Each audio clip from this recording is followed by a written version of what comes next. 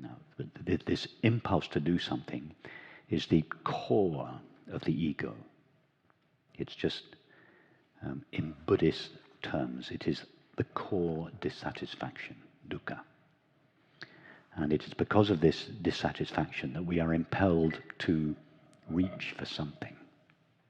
Most people are out in the world reaching for substances, activities, relationships, and so on, objects. So in the spiritual traditions, at least in the early stages of the spiritual traditions, the objects which we reach for are refined. We're no longer going for the substances, the relationships, the activities, but we are still going for something. We must be, if we're doing something, we must be saying, I don't like where I am now. I don't like what is. I want to do something. We're no longer drinking and smoking, but we're still doing something. We're still moving from where we are now. We're trying to replace what is present now with something that we imagine will be present in the future if we do this practice. So these practices are a refinement of the conventional search for happiness in objective experience.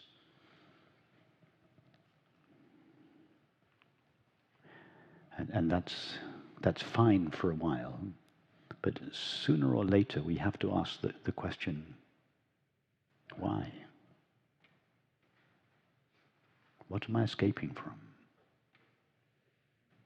And who is the one that is escaping from it? What for?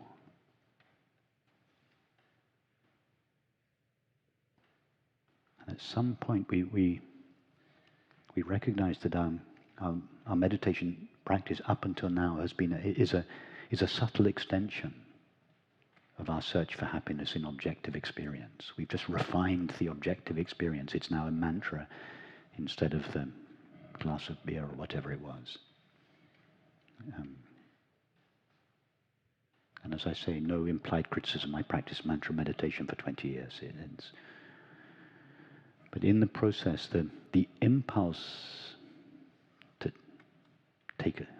to move away from ourselves, the impulse to achieve something, to acquire something, to understand something, to know, it winds down. The seeking, resisting impulse winds down. And when it winds down completely, it leaves us in peace.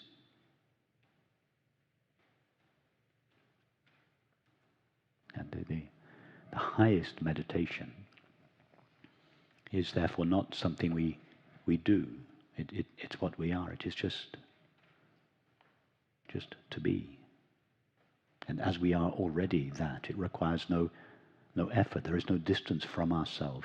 There's no distance from our being to our being. What room could there be for a practice or an effort or a discipline?